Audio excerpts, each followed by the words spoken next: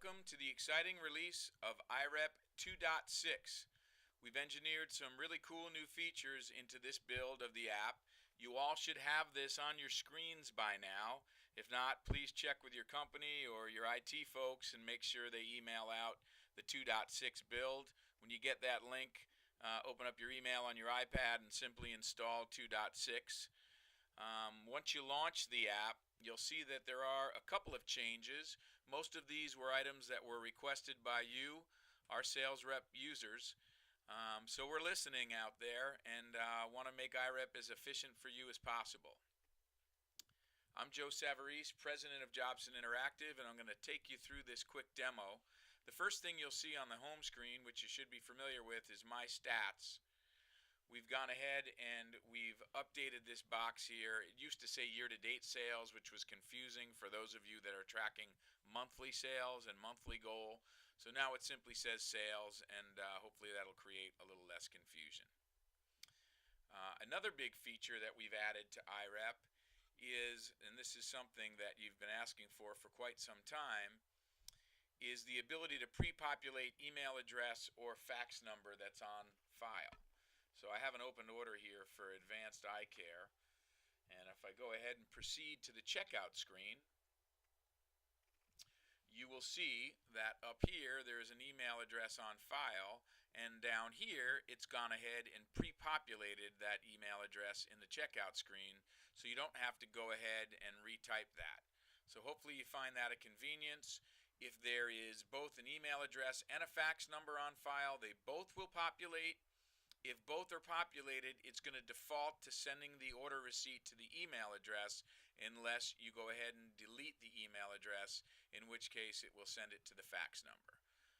So hopefully that's something that saves you all a little bit of time and helps you get in and out of the account even quicker.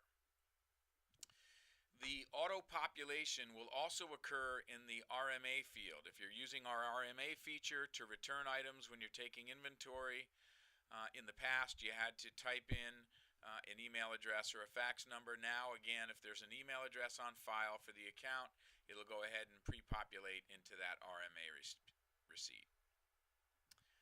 Now moving back to our home screen, I'm going to go to an active account here for Airway Optical, and I'm going to talk to you a little bit about Frameboard Management. So if you click on the Frameboard Management icon, you can see that this is everything that's on the board at this Airway Optical account. If you look at a couple of changes, one is the date added field. The date added field will be the date that you entered it into inventory. It might not necessarily be the date that you sold that item to that account, but it's the best we can do for now, because the first time you take an inventory, it'll add it and it'll add that date. So if you add something to inventory today, it'll put in today's date. But going forward, you'll have at least a track record of how long something's been on the frame board. You can also sort by date added simply by touching that heading, and now as you can see, the older items are shown first: March, April, May. Okay, so how to take an inventory. There's another field that we've added here, and that is the found field.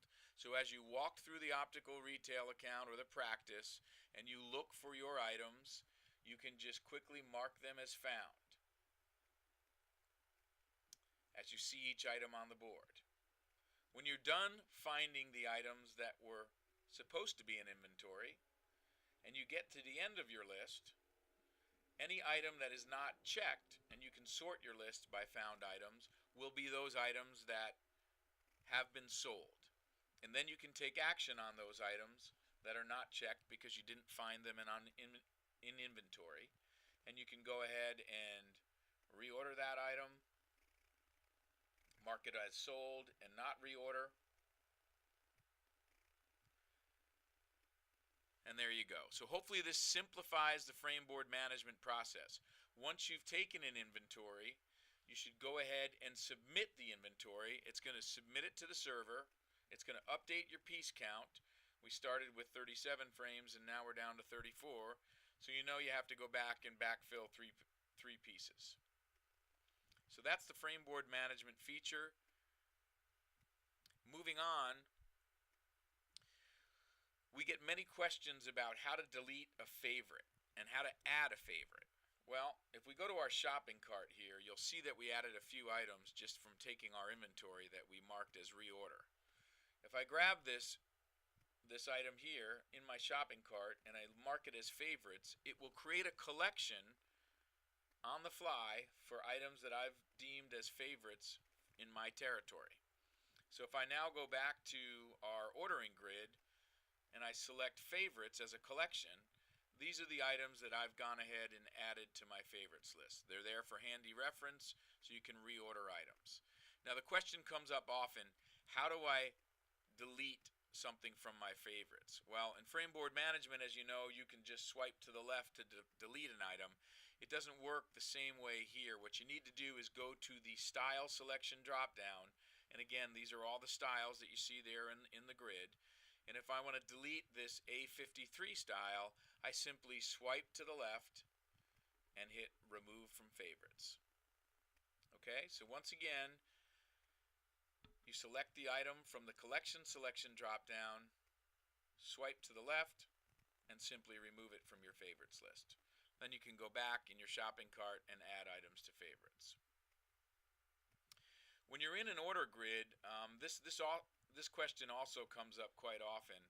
If I grab a collection here that's rather large, people ask me all the time, how do we get the newest styles to show first? Well, that's simple.